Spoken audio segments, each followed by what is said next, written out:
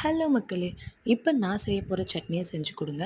2 தோசை சாப்பிடுற இடத்துல 4 தோசை சாப்பிடுவாங்க. கண்டிப்பா ட்ரை பண்ணி பார்த்துட்டு கமெண்ட்ல சொல்ல மறந்துறாதீங்க.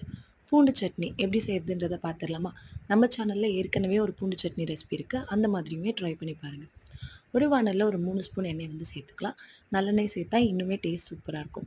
ஒரு 10 சின்ன வெங்காயம் சேர்த்துக்கலாம். சின்ன வெங்காயம் இல்லன்னா, ஒரு பாதி பெரிய வெங்காயம் சேர்த்துக்கோங்க. ரொம்ப ஜாஸ்தியா வெங்காயம் வந்து சேர்க்கக்கூடாது.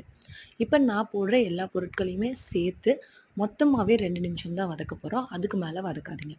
ஒரு கிண்ணம் நெறைய நான் வந்து உரிச்ச பூண்டு வந்து எடுத்திருக்கேன். நல்லா வாஷ் பண்ணிட்டு சேர்த்துக்கோங்க. இதில காரத்துக்கு காஞ்ச மிளகாய் வந்து சேர்த்துக்க போறோம். கொஞ்சம் காரம் தூக்கலா இருந்தா இன்னுமே டேஸ்டியா இருக்கும்.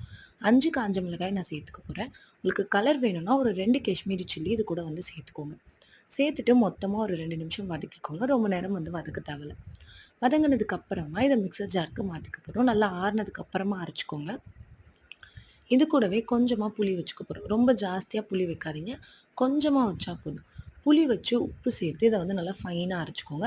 எடுத்த உடனே தண்ணி வந்து சேர்க்கக்கூடாது. ஒரு தடவ அரைச்சுட்டு, அதுக்கப்புறமா தண்ணி சேர்த்து நீங்க வந்து அரைச்சுக்கோங்க.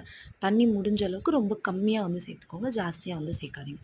நல்லா ஃபைனா அரைச்சதுக்கப்புறமா, அதே வாணல்ல இருக்க எண்ணெயில கொஞ்சமா கடுகு போட்டு தாளிச்சதுக்கப்புறமா, நம்மளுடைய சட்னியுமே வந்து சேர்த்துடலாம். சேர்த்துட்டு மூடி போட்டு ஸ்லோ ஃப்ளேம்ல ஒரு 5 நிமிஷம் எண்ணெய் பிரிஞ்சு வர அளவுக்கு இத வந்து கொதிக்க விட்டுட்டு எடுத்தீங்கன்னா, ஒரு சூப்பரான பூண்டு சட்னி ரெடி. ஒரு வாரத்துக்கு டேஸ்டியா இருக்குங்க.